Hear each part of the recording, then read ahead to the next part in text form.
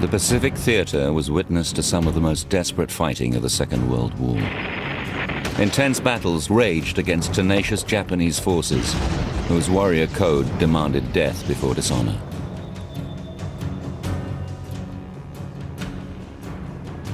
The slow and painful Allied advance towards Japan was marked by a crescendo of furious combat.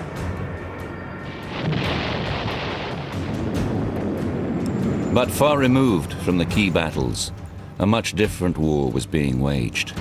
One that demanded a different kind of attack plan. One that emphasized stealth and surprise. A plan that would ultimately strangle Japanese shipping.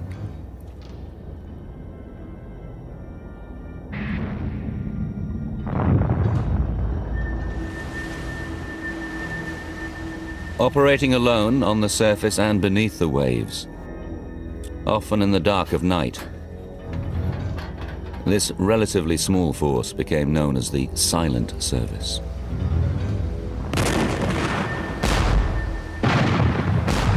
Fleet action was an entirely different thing. Big ships shooting guns at great range. The submarine would mix it with the enemy, get in close. We would try to fire from 1,000 yards range. The idea was that you're in there, you're hitting them very quickly, by surprise, and you're getting out of there quickly so that they can't pursue you. America's deployment of the submarine in World War II led to a rare occurrence in naval warfare. One in which technical innovation helped define a strategy. The creation of that strategy was impeded by an outdated pre-war doctrine and a command structure unwilling to release the submarine from its cautious constraints.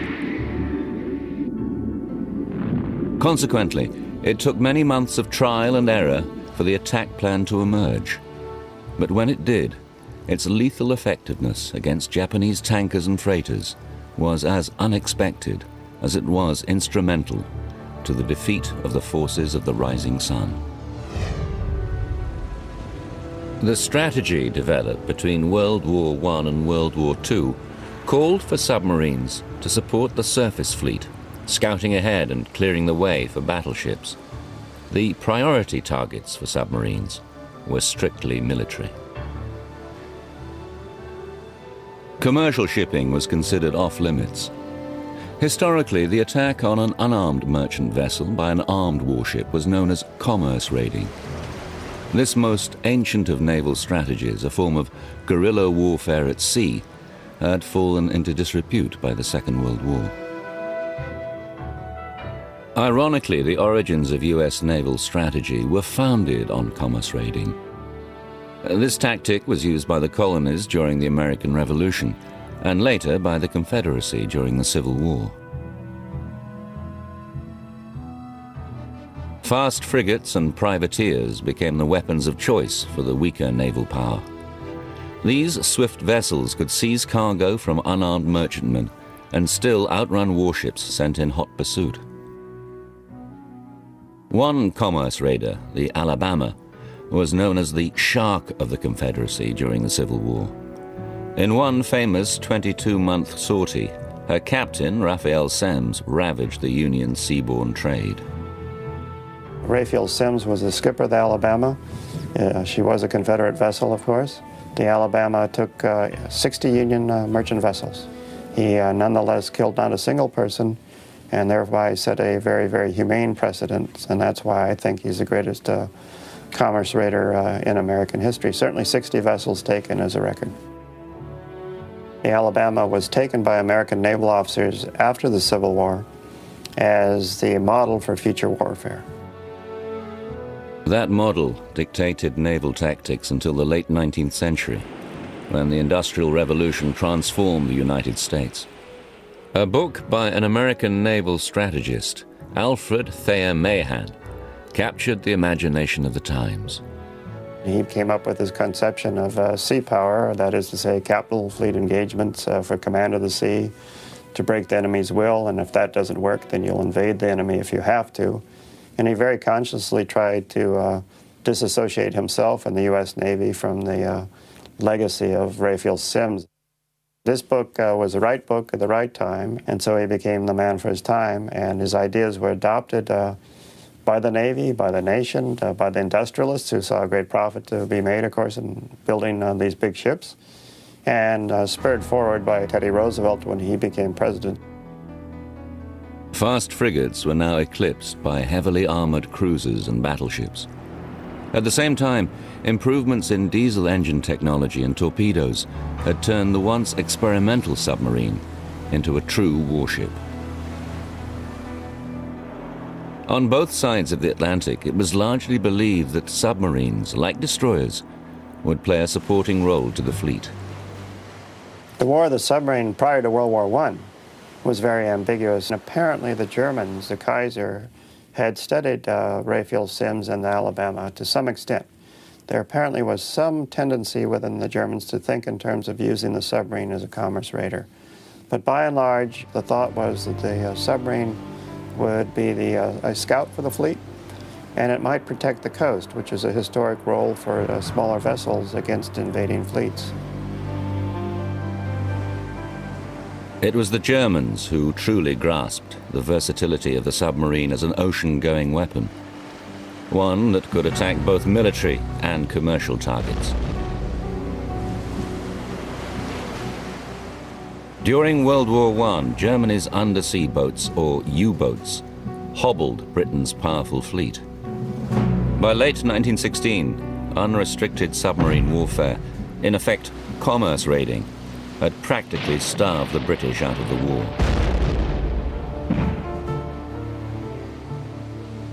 She was saved from the U-boat menace by implementing the convoy system, which provided relative safety in numbers.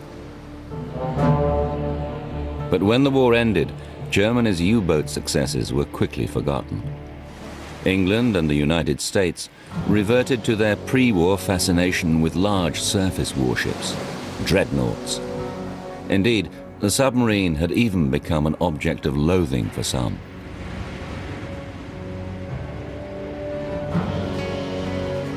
Its strategic importance was downplayed or purposely ignored. During the early stages of the next war, this neglect would severely hamper the efforts and the attack plan of the silent service. Since the turn of the century, the rise of Imperial Japan had been the cause of increased concern in the West. Following the First World War, America dusted off and revised a long-standing blueprint for a naval war with Japan, Plan Orange. Created at the height of the dreadnought era, Plan Orange had little consideration for submarines. Inspired by Alfred Thayer Mahan's naval philosophy, it envisioned a climactic battle between surface fleets for command of the Pacific. The Americans would be forced to fall back from the Philippines and then regroup in Hawaii and fight their way west, seeking out a major fleet engagement between themselves and the Japanese. The Japanese pretty much bought into this Mahanian prescription themselves, and up through World War II, they were looking for this ultimate Mahanian battle. The destruction of the enemy's economy was central to Plan Orange. But using submarines as a weapon was a sensitive issue. The German U-boat campaign was viewed as brutal and uncivilized. The British even lobbied unsuccessfully for the submarine to be outlawed. The United States was a signatory to the London Naval Conference of 1930 that prohibited unrestricted sinkings. As Plan Orange evolved, the role of the submarine was marginalized.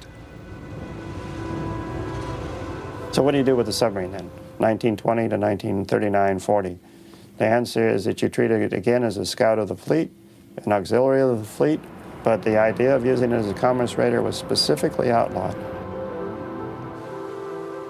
Even as the submarine reverted to its pre-World War I mission of scouting and support, the vessel itself was undergoing a remarkable transformation. The strategic and tactical requirements of Plan Orange produced what would become the long-range, highly capable and technologically advanced fleet submarine of the Second World War. They would form a scouting line in front of the fleet, sweeping the sea of Japanese destroyers and clearing the way for the battleships to engage the main enemy force. Fire control, the process of tracking targets and aiming torpedoes, was critically important to the success of the emerging attack plan. During the 1930s, torpedo fire control consisted of looking through the periscope and estimating the target's bearing and range. The process was slow and imprecise. If there were errors, which were frequent, angle changes had to be recalculated manually. It was more of an art than a science. Plan Orange demanded a better approach. What was needed was the submarine equivalent of a battleship fire control system, something that could continuously track the target and provide angle solutions for the torpedoes. Here on San Francisco's Fisherman's Wharf, the fleet submarine USS Pampanito houses one of the most remarkable secrets of the silent service: the Torpedo Data Computer, or TDC. Pampanitos is the only functioning World War II-era TDC in the world. It was restored by computer engineer and TDC historian Terry Lindell. The key idea behind the torpedo data computer was to allow this U.S. submarine to stand further away from the target and still destroy the enemy. Well, the further away you can hit a target before they know you're there, the more chance you have of surviving the attack. The TDC, a complex bundle of electromechanical gears and cams, was key to developing an effective attack plan. It provided the American submarine captain with unrivaled situational awareness, a running overview of the course and positions of both the target and his own submarine. Angle settings for the torpedoes were continuously generated and updated. The goal of the torpedo data computer was to both track the target and the submarine simultaneously and solve the equations of motion in real time. Whenever the captain wanted to fire, the torpedo had to be ready to go. 1, 2, and 3. The first TDC, the Mark I, was produced in great secrecy by the Armour Corporation of Brooklyn, New York in 1936. This is the only known picture of the Mark I TDC. At 25, Don Gittins, a recent graduate, got his first job at Armour, working on TDCs. When the computer was installed in a number of submarines, I supervised the installation of each one. And then I had to go down to Panama, where they had a submarine school, and instruct the various submarine skippers in how to use the torpedo data computer. And then when they were ready to go out to sea, I'd go to sea with them, and we'd actually operate the computer. I'd stand there and operate it while they stood at my side and watched how I did it. The TDC Mark I was so large and complex that it could only be installed in pieces, through a hole cut in the side of the hull and then assembled in the submarine's control room. It was very successful. Oh yeah, it worked very well. The big problem with it was that the skippers didn't like the fact that they were up in the conning tower and the Mark I was down in the control room. They couldn't see what was going on. And they had to keep yelling down, "Have you got a solution yet?" You know, that sort of thing. Gittins was given the job of designing a smaller version of the TDC, the Mark III, to fit inside the submarine's conning tower. It is a relatively small computer by the day's standards. Internally, it's very, very compact. It's built with a tremendous amount of consideration with regard to its survivability, its toughness, the fact that it could be depth charged and shaken and disturbed and still keep right on running, true to course. producing perfect answers, no matter how many times it went through those kinds of tremendous physical trauma. And the captains reported over and over again that when many other systems in the submarine would break down, the torpedo data computer kept right on running. The TDC Mark III gave a tremendous edge to the American submarine fleet. Downscope. It remained highly classified until well after World War II. Thanks to Plan Orange, the Bureau of Ordnance and Don Gittins, it had been developed and was being installed in fleet submarines before the Japanese struck Pearl Harbor. Probably the most important single instrument in the submarine was the TDC. We had other instruments for other purposes, but this was the thing that enabled us to carry out our mission, namely, aim the torpedoes and shoot them. But for all the submarine's technical capability, its attack doctrine stressed caution instead of aggressiveness. This was due primarily to the US Navy's lack of recent combat experience. The sense of vulnerability was so strong that pre-war training stressed remaining submerged during daylight hours, surfacing only at night to recharge batteries. Running on the surface during the day was deemed as irresponsible. In the Asiatic Submarine Squadron, based in the Philippines, captains were threatened with instant loss of command if their periscopes were even sighted during an exercise. Neither night surface nor group tactics were practiced, and prohibition against unrestricted warfare meant submarine crews had received no training in attacking either convoys or solitary merchant ships. The caution that gripped the US submarine service in the 1930s was made even worse by the flawed development of its primary weapon, the Mark 14 torpedo.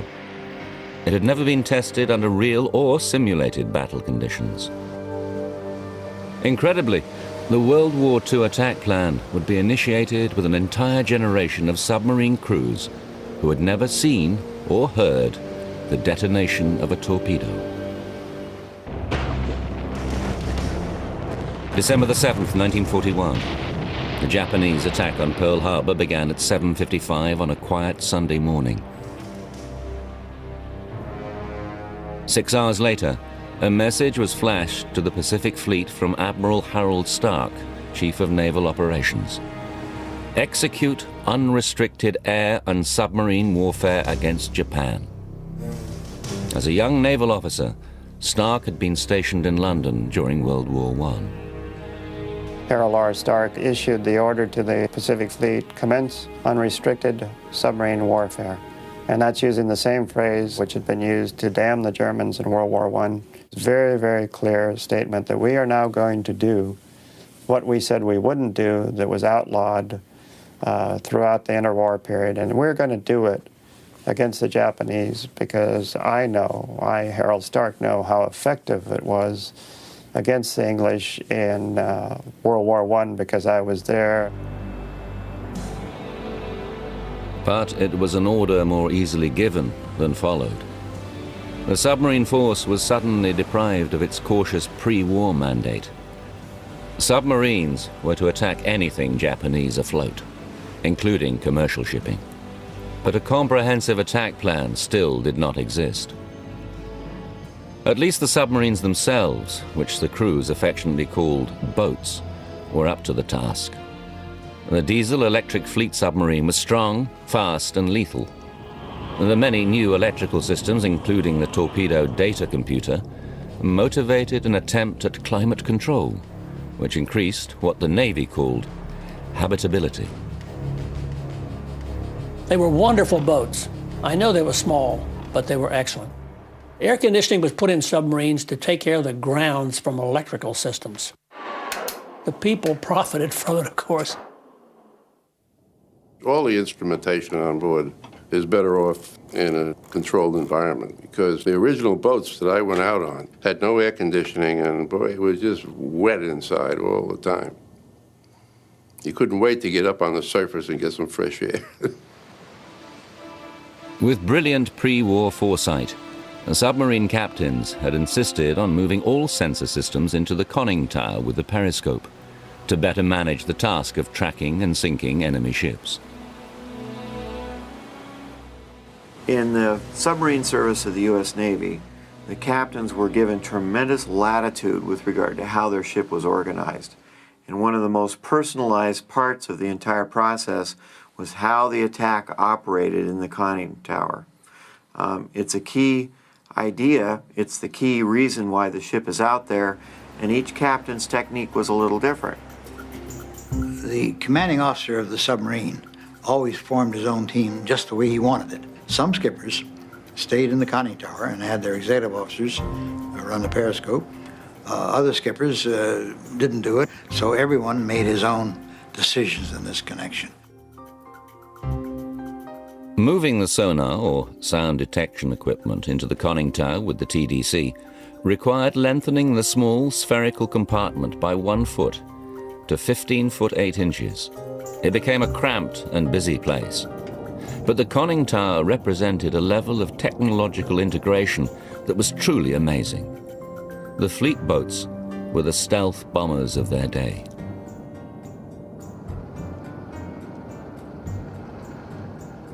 The attack functions were effectively isolated in the conning tower, which became home to what was called the Fire Control Party.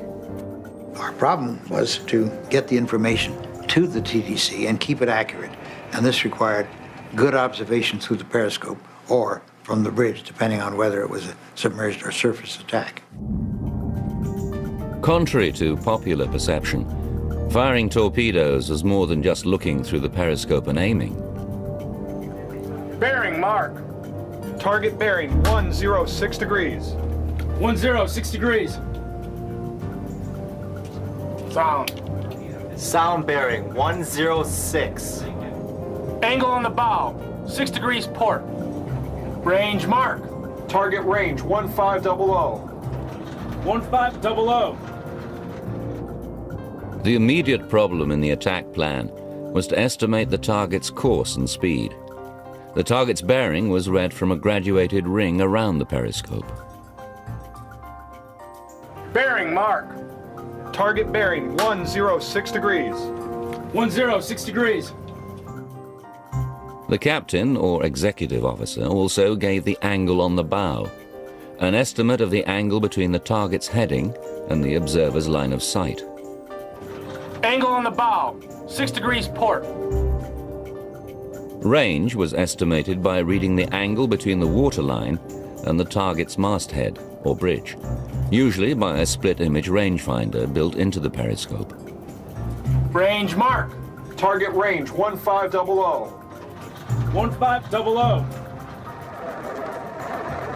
The target's speed was deduced from counting propeller revolutions. A plot was started incorporating all the available data on the targets and the submarine's own movements. As the attack developed, the TDC provided increasingly accurate directional instructions to the torpedoes.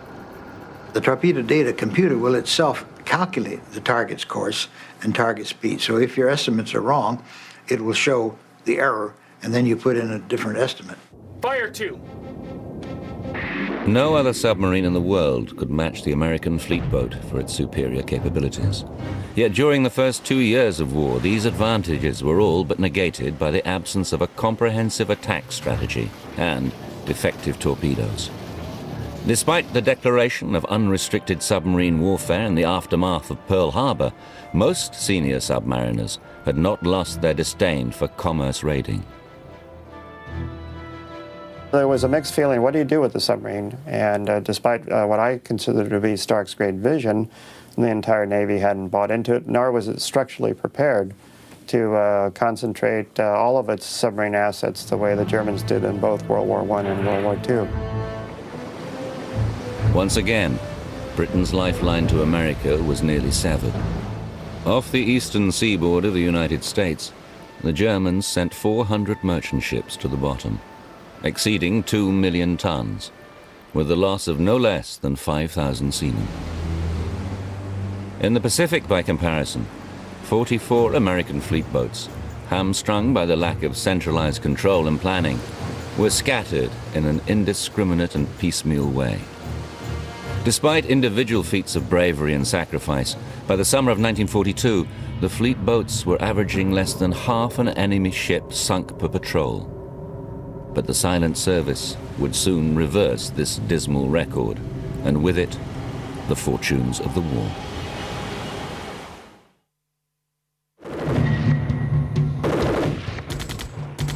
The 7-month campaign for Guadalcanal from August 1942 to February 1943 was an epic battle of attrition. Fought on land, in the air, and on the sea. It was the turning point of the Pacific War.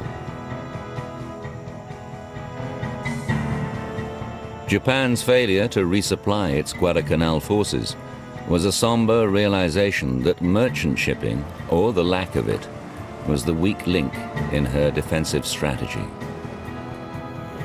By the end of 1942, Japan's merchant fleet had suffered a net loss of 178,000 tons, the beginning of a downward spiral from which the emperor never recovered.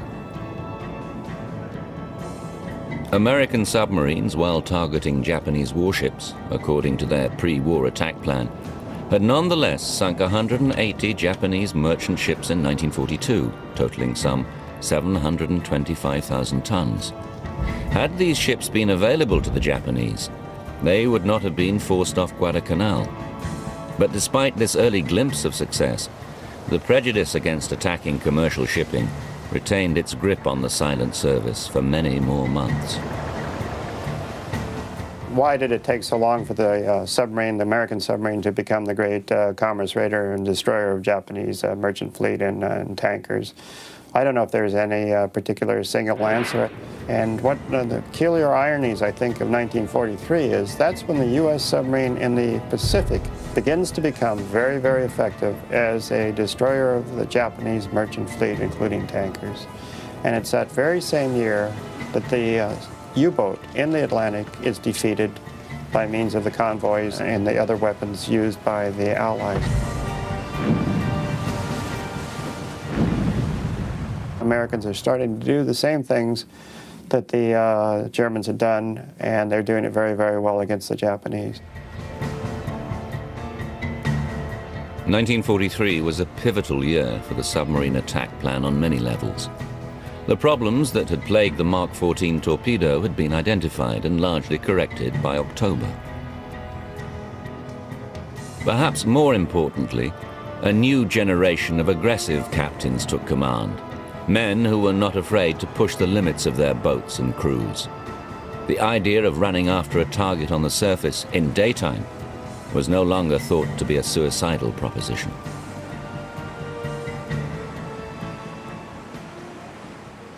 Well, the problem with the fleet submarine in World War II was that submerged, it travels at about walking speed. So the only way you can do a submerged attack is to get in front of the target and wait for it to come to you.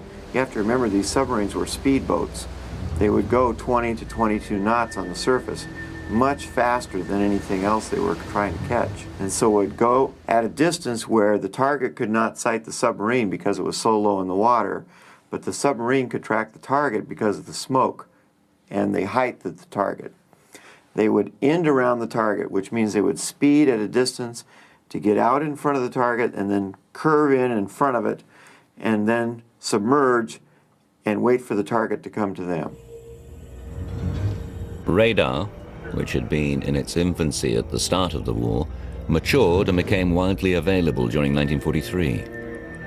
With electronic beams scanning the darkness for miles ahead, captains took to running on the surface at night. It became the favored means of attack.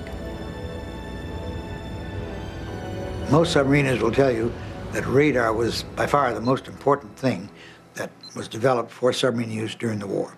It enabled us to find the targets, track them, place them in context with each other, decide how we were going to attack, what direction we were going to attack from, and so forth.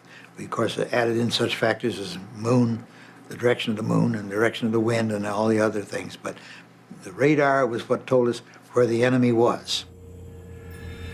The new radar, type SJ, was a search radar for use on the surface. It was capable of picking up targets at a distance of 10,000 yards, over 5 miles. Targets could be electronically detected before being visually sighted. The submarine would then use its surface speed to move into attack position without fear of being spotted by the enemy. Neither Japanese submarines nor escorts had radar of any kind. This electronic wonder put US boats in a class of their own for fighting at night or in poor visibility. Night attacks had a special intensity. A high-speed run in darkness culminating in an explosion when the torpedoes struck the target. There was a huge ball of fire hit it, and it stopped dead in the water. You could see men jumping over the side. We passed so close that our bridge, the paint on there blistered. That's how close we were. The full drama of a night surface attack was difficult to document. That scene is best conjured by historical artists like Tom Freeman after painstaking research. This is the USS Harder during one of her night attacks in '44. Right now, what I'm just trying to do is highlight an area that you wouldn't normally see in this at nighttime like this. If you have an explosion at night, especially a large one, especially on a ship, you have fuel oil, you have ammunition, you have all the paint that would be on that ship. What I try to do is to show that movement, that feeling, the heat. I want the individual to see the heat, feel the heat, and just say, this is something that I did not want to deal with, or I have been there, I've seen it. But a painting, no matter how lifelike, barely hints at the experience of such an attack. Only those who were there can know the true intensity of the moment. During an attack, I always had a very strong emotional response. I felt as if I were actually firing the torpedo personally, shooting it out the tube, shoving it out with my right arm. In fact, there was a sort of euphoric feeling about it. I've got here, I've done it, and I'm beating them at their own game. I'm here, and I'm doing my job, and they can't stop me. And I'm going to sink that ship, so help me. I used to feel that I was a remorseless function of the ship. I had no emotions of my own, but the fact was, I'm looking back on it now, I was very emotional. In 1944, the silent service hit its stride in the Pacific. Over 600 Japanese commercial ships were sent to the bottom, more than the combined total for the 2 previous years. More importantly, tankers were singled out as priority targets, blocking Japan's supply of oil from the East Indies. The attack plan had finally combined the operational capabilities of the submarine with the strategic requirements of the war. The stage was set for final victory.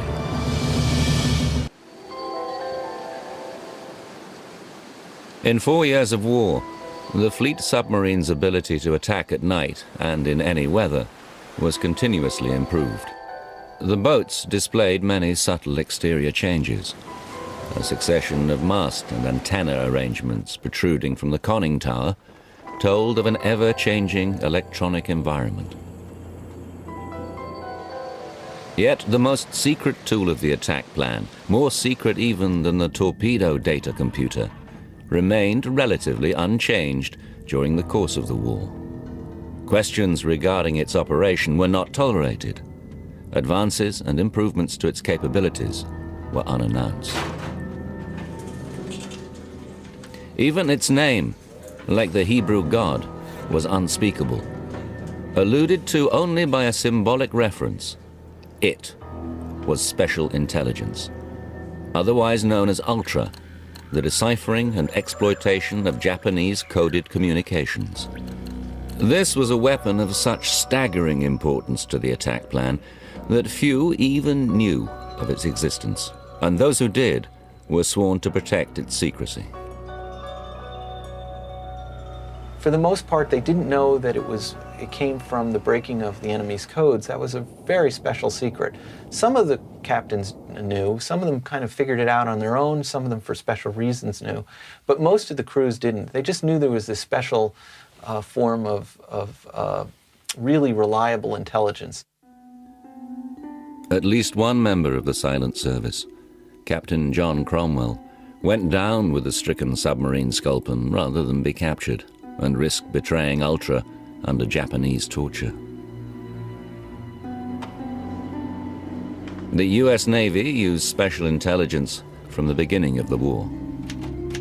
This was an invaluable asset to the submariners.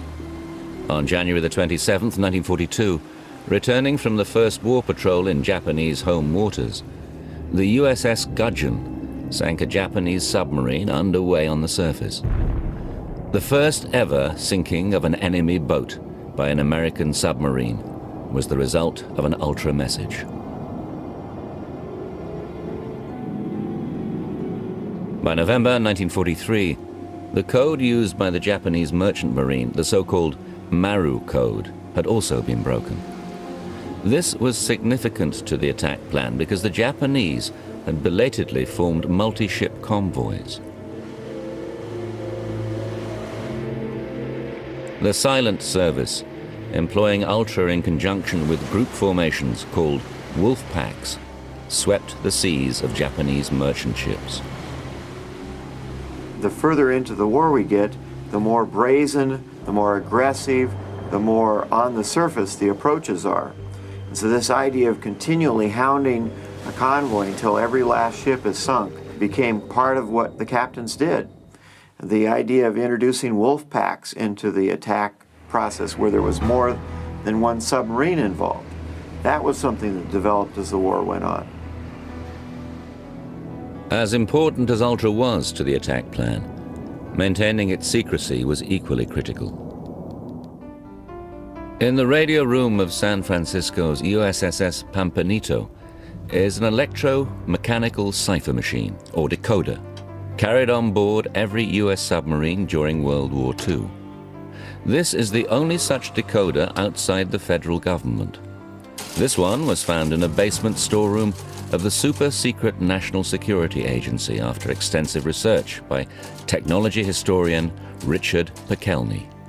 It was only declassified in 1995 and loaned to the Pampanito. This machine is called the ECM Mark II.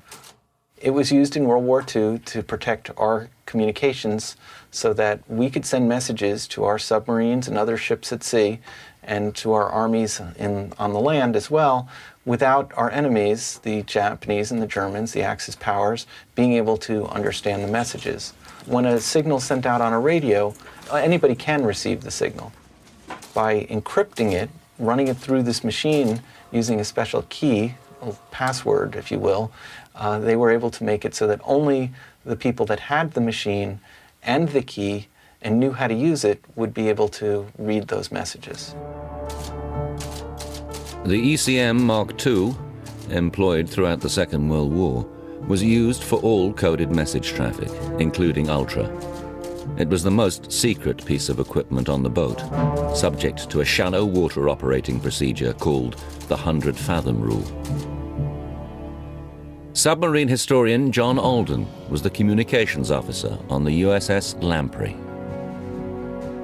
When we had to cross the 600-foot line, the 100-fathom curve, we were told to jettison our electric coding machine because the waters there were considered to be possibly salvageable, and they didn't want the Japanese to have any chance of getting a hold of our coding machine.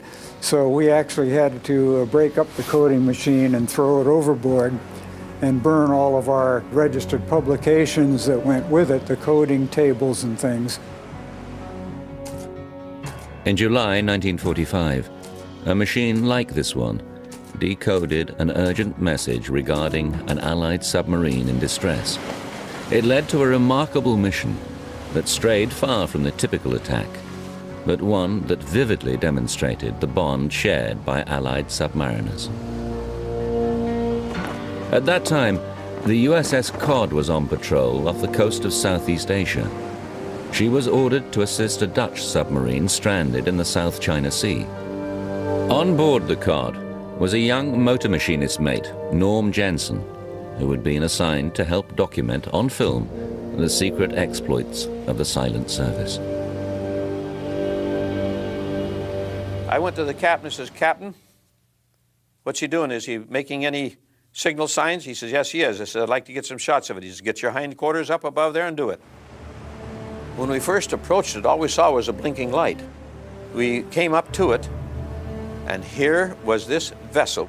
All I could see was that thing at an angle, probably about a 35-degree angle. It had hit the reef and gone boom right up and then sunk down. It hit it at low tide, surprisingly enough, and at high tide it couldn't get off.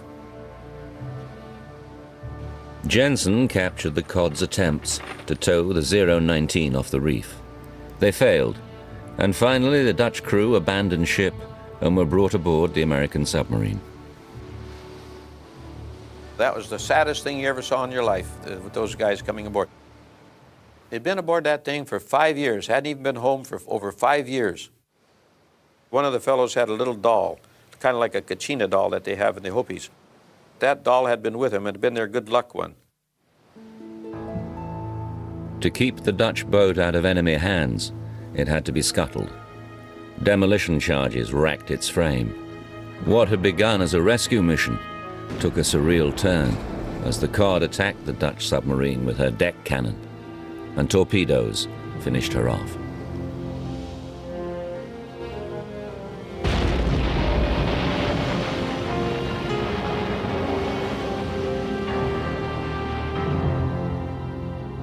The 019 clings to Ladd Reef to this very day, a cautionary beacon to all passing vessels.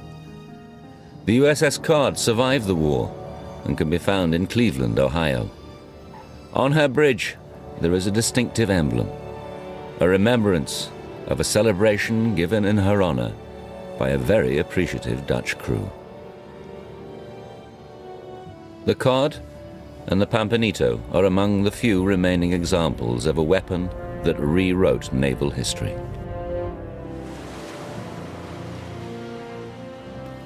Developed in the shadow of the battleship, the fleet submarines of the silent service brought Japan to her knees through an innovative and fluid attack plan. That evolved from the commerce raiding legacy of Confederate Captain Raphael Semmes, who decimated Union merchant shipping during the Civil War. Today, the boats of the silent service are nuclear-powered, incredibly fast and lethal. But perhaps the spirit of the attack has not changed since it was born in the Pacific more than half a century ago.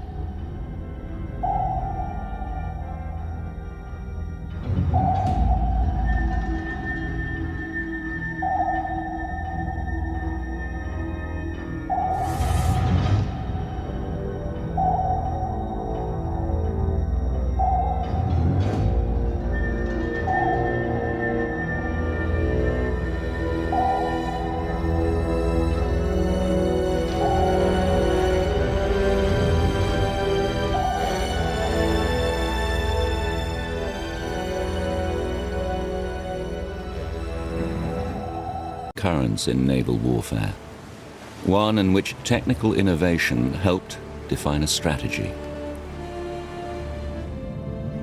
The creation of that strategy was impeded by an outdated pre-war doctrine and a command structure unwilling to release the submarine from its cautious constraints. Consequently, it took many months of trial and error for the attack plan to emerge.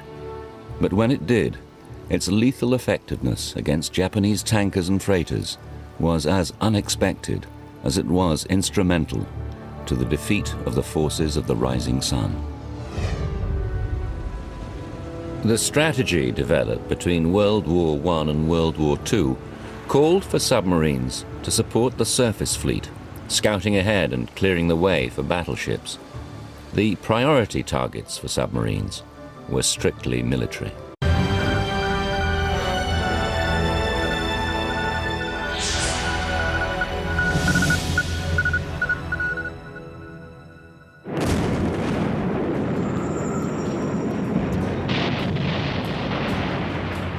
The Pacific Theater was witness to some of the most desperate fighting of the Second World War. Intense battles raged against tenacious Japanese forces, whose warrior code demanded death before dishonor.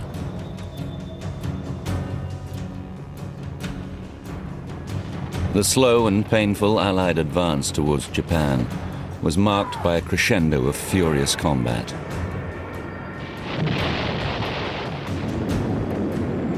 But far removed from the key battles, a much different war was being waged. One that demanded a different kind of attack plan. One that emphasized stealth and surprise. A plan that would ultimately strangle Japanese shipping.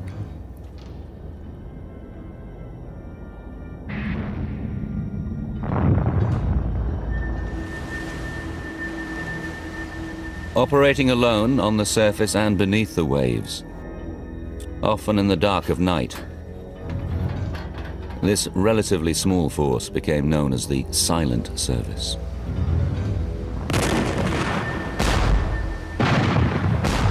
Fleet action was an entirely different thing. Big ships shooting guns at great range. The submarine would mix it with the enemy, get in close. We would try to fire from 1,000 yards range. The idea was that you're in there, you're hitting them very quickly, by surprise, and you're getting out of there quickly so that they can't pursue you.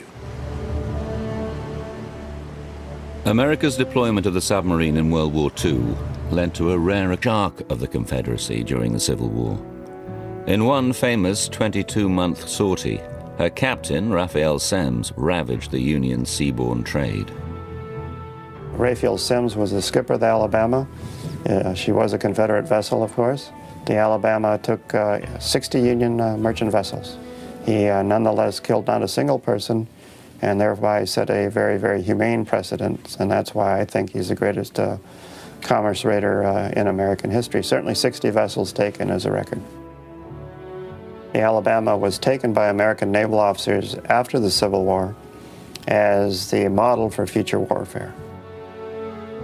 That model dictated naval tactics until the late 19th century, when the Industrial Revolution transformed the United States. A book by an American naval strategist, Alfred Thayer Mahan, captured. Commercial shipping was considered off-limits. Historically, the attack on an unarmed merchant vessel by an armed warship was known as commerce raiding. This most ancient of naval strategies, a form of guerrilla warfare at sea, had fallen into disrepute by the Second World War. Ironically, the origins of US naval strategy were founded on commerce raiding. This tactic was used by the colonies during the American Revolution, and later by the Confederacy during the Civil War. Fast frigates and privateers became the weapons of choice for the weaker naval power. These swift vessels could seize cargo from unarmed merchantmen and still outrun warships sent in hot pursuit. One commerce raider, the Alabama, was known as the